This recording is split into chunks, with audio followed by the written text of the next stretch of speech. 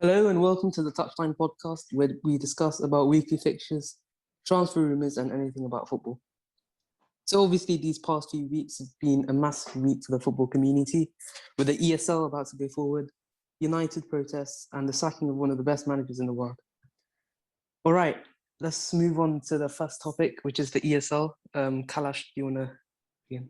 Okay, so we're gonna go through like a timeline of what happened, and then we'll ask you guys what you think. So to begin with, Sunday afternoon, Burnley versus Man United.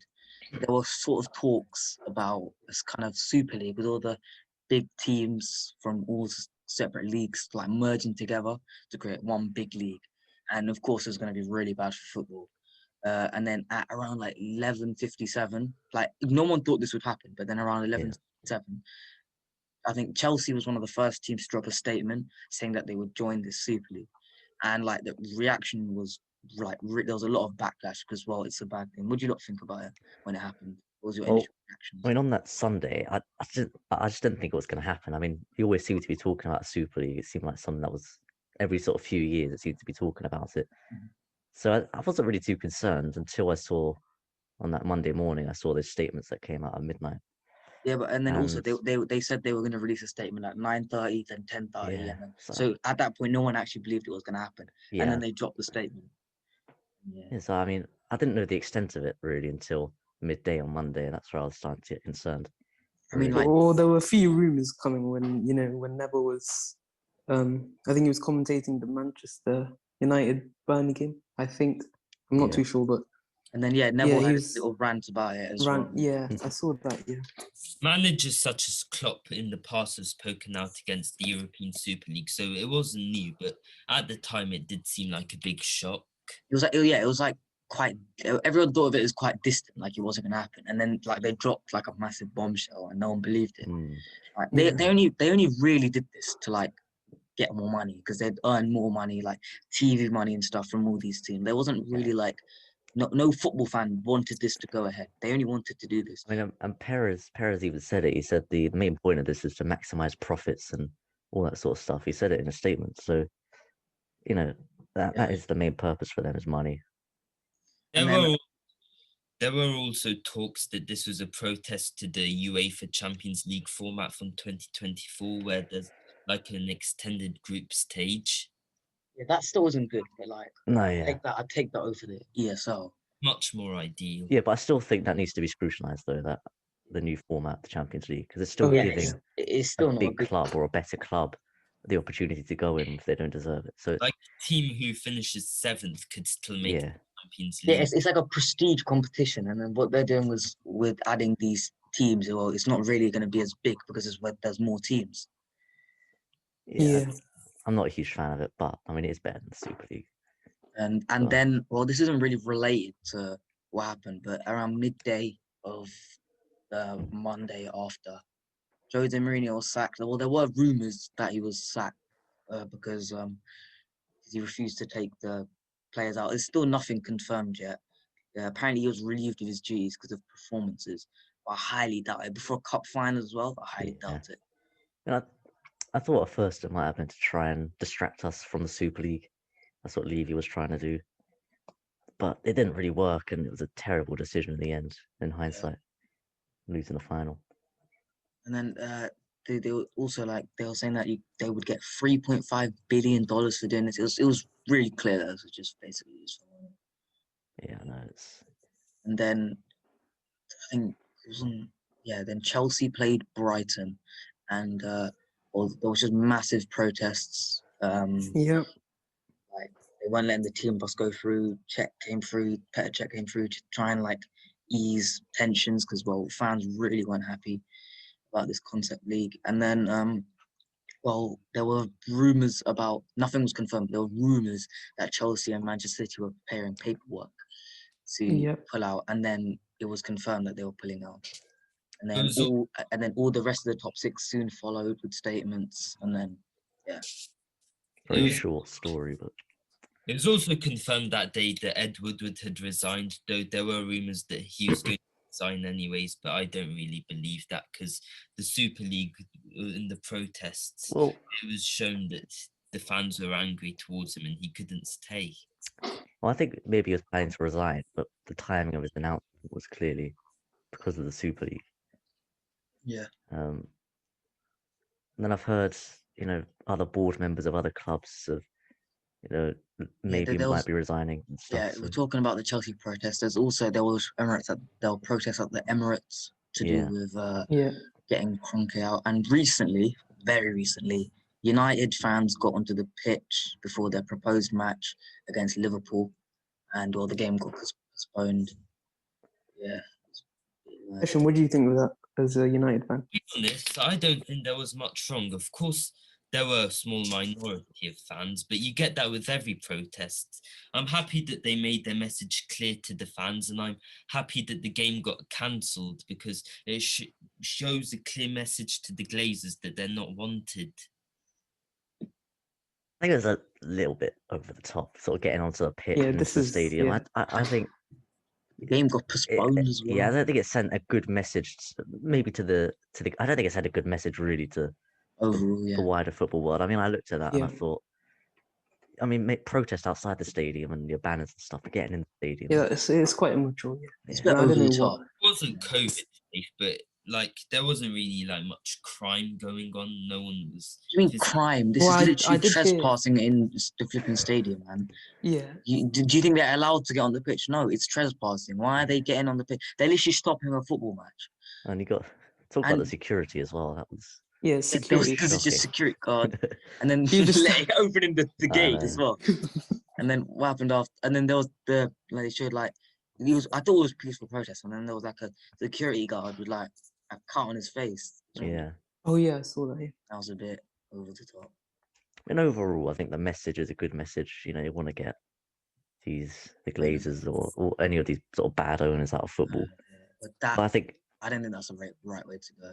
yeah, Yeah. I think protest is fine, but then starting to storm Old Trafford probably Yeah. wasn't it.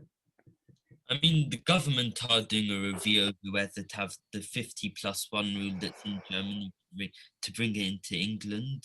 Where Do you like the think that's fans a are in good the club. idea? With the fans in the club. I don't know. I What do don't you think lot that will happen. I don't think it will Yeah. happen. But like, say it was to happen, what do you lot think?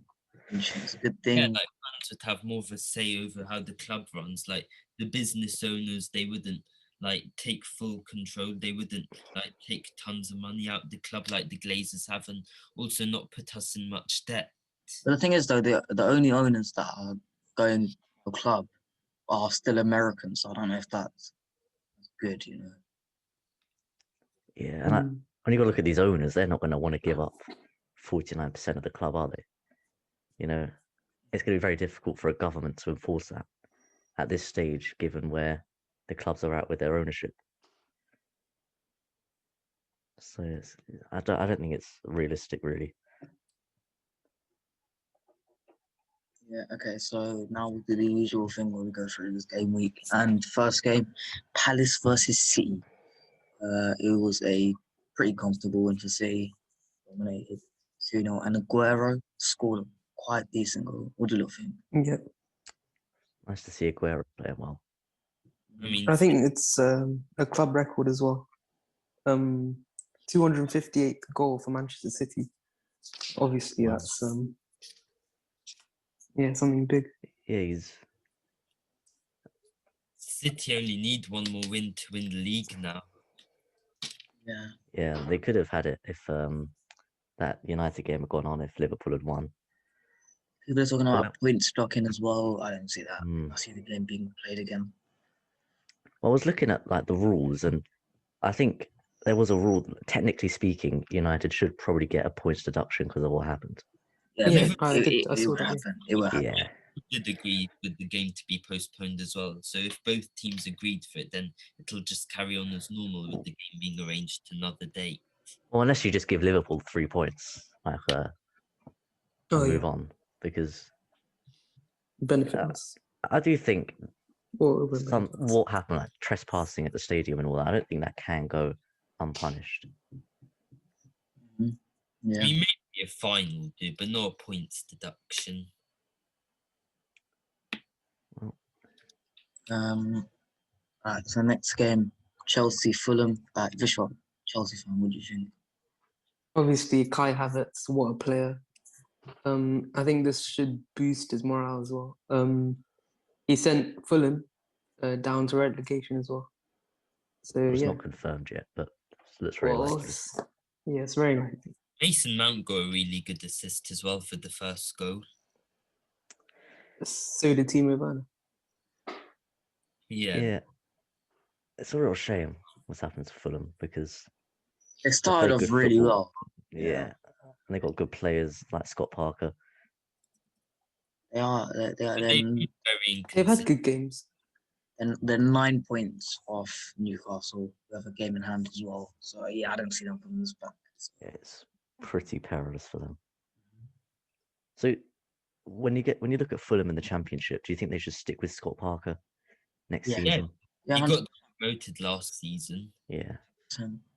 My only concern with them, a lot of their good players are loanies. Loanies. Yeah. That was Look a at the problem. People were goalkeeper. saying if they did stay up, well, what were they going to do? Like you're talking goalkeeper Areola, Yeah. Loftus Cheek, Tete, like Lookman.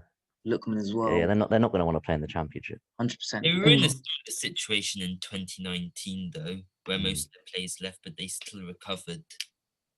Yeah, because they've got like a good sort of core, good Championship squad. It's like Kearney and Bryan. Yeah, they've got some decent players there, but yeah, most of their good players are on loan. So that's a problem for Fulham. Mm. Right. Newcastle versus Arsenal. 3-0 win for Arsenal. Elneny and Aubameyang scored. I mean, Newcastle, they did lose, but it doesn't really matter though, because they're 9 points ahead of Fulham, so they're joint level with Burnley as well, so they should have enough to stay up. Yeah, I'd say so. Arsenal don't really have anything to play for at this point anymore. I don't know. Yeah. How far behind 7th are they for Conference League? They're 5 points off. 5 points. Like Liverpool, they aren't catching up with Liverpool. No, yeah. And Everton are better than them, I think. All right. The next game we have Spurs versus Sheffield United. No, what do you think? Nice. I mean, it was a good game. I think a lot of people gassing the performance up, like Bale had a good game, Aurier, but I mean, it was Sheffield United who were pretty dreadful. But I think that performance from Bale just proved that we really should have played him more this season. He said he's leaving anyway, so Yeah, I mean, he's probably the second best finisher at the club. I think he's better than Son when it comes to finishing. He's a lot more clinical, Gareth Bale. I mean, looking at the league table, Spurs are only 5 points behind Chelsea, and there's 4 games left. The thing with Tottenham though, that we do this before when they have one good performance, and then next week they'll play like I don't know, like a decent, an okay team like Everton or West Ham, and then they'll lose, and then everyone's like, Tottenham are so bad. It always happens. It is Sheffield United. So they always perform against the little teams, but then they just struggle against the big teams. I think they'll comfortably get the Europa League on 5th or 6th place, but I don't. Some people are saying that Ryan Mason's an upgrade from Jose Ruiz on Twitter. I mean, I don't know what to say about that. Ryan Mason. I think when you play Sheffield United, no disrespect to them, but they've only got like 17 points this season. I think most managers could probably take charge of the Spurs team and beat Sheffield United. So Exactly, yeah.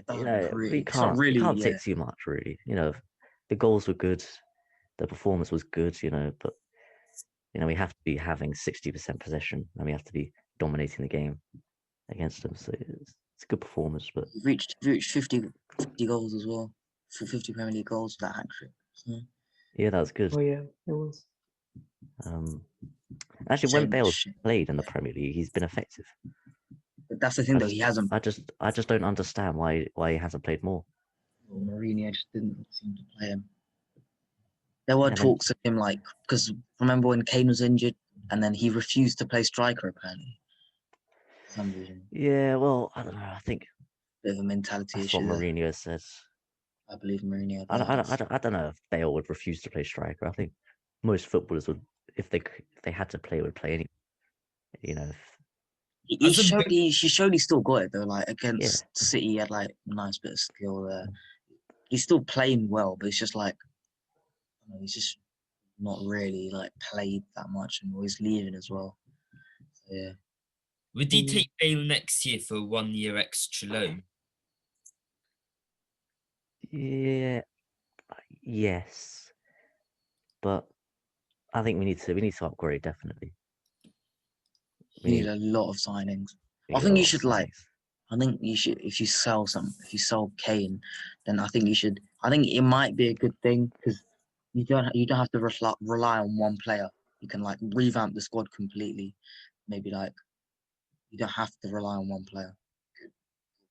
Yeah, but I think Kane is arguably one of the best strikers. It's one of the best strikers in the world. So I think it's someone you've got to Only- keep. Surely, when you've got that only in 11 your hands, can read. You guys have to keep. you have to keep him. You know, I think we can sell players like Lamella, Winks, Sissoko, Yeah, you Um, can't sell Kane. Ali. If you sell Kane, Doherty.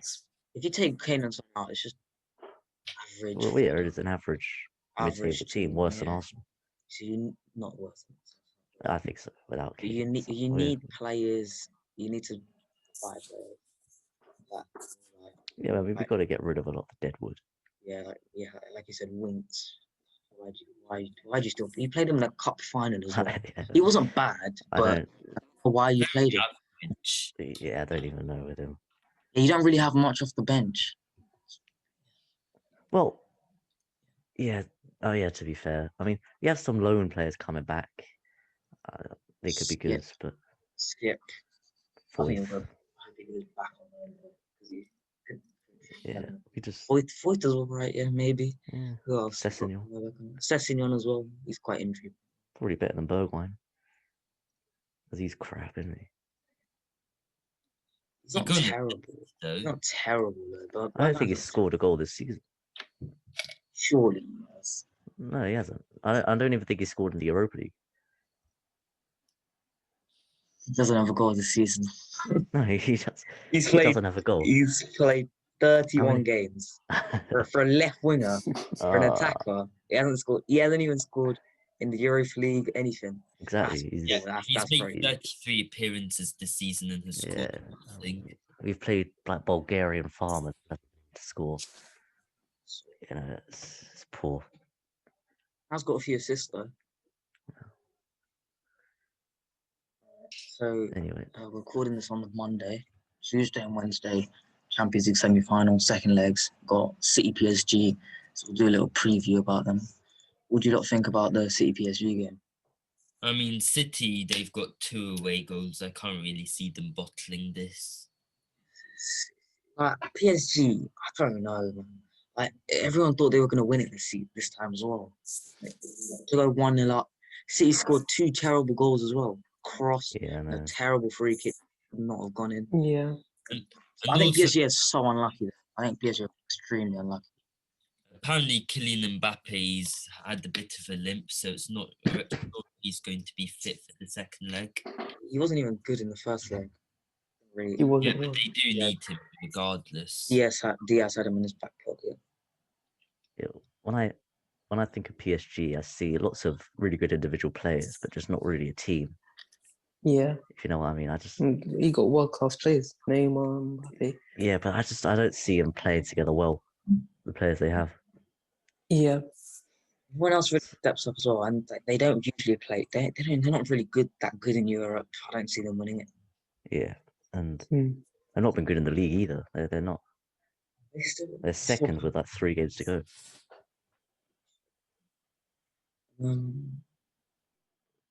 Yeah, they're 1 point off Lille. A much better goal difference to see. Mad what Lille are doing. I know. Win League One. Anyway, next tie we have Chelsea Madrid. What do you lot think? I mean, Varane is injured, but Ramos and Mendy and Valverde are back, so maybe Madrid won't go for a back 3 like they did in the first. It wouldn't be much impact. They tried to match us in that first leg. I don't know why. And I would say that we outplayed them in that first.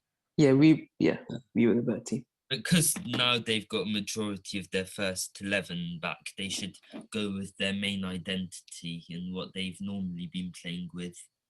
Tuchel said also in a pretty much interview that he wants to frustrate Ramos by playing with no striker. I think that's a bit odd, playing with no Yeah. big move before a I don't know if massive. he's just sort of saying that to try to put him off or something. Just, We have played without a striker this season. like, Against Havertz as a United, false nine. against what's the name? Against United, we had Ziyech, Mount, and Pulisic playing, and neither of them were up front. We see a lot of teams doing that. Like Man City do that sometimes, where they just interchange between like Mahrez, Foden, and Sterling. No, but usually they have like Foden playing up top or someone playing up top. I think what he's saying is he's not going to play anyone up top. Bit of an odd move. It might work. If it works, I'm not going to complain. I mean, it doesn't matter as much because your defense has improved massively. So, and if you keep a clean sheet, you'll be going through. So People are saying away goal, but like, don't like it doesn't. It's only a 0-0. It's only a 0-0 if that works. The only other time is if we're the only other way. Like if it's 2-2, then Madrid go through. I can't see Madrid scoring 2 though because their defense is better than their attack. Benzema's still a decent player. Vinicius can't really finish, but Benzema's still there. He showed that in the game. He only did one real chance and he scored a very good goal. Yeah, he's been one of the best strikers in Europe, Benzema this season. So it's anyone's game really. I think whoever scores first will win the game, and because if they do, they'll just park the bus successfully, and I wouldn't see a way for the opponents to score. Successfully park the bus.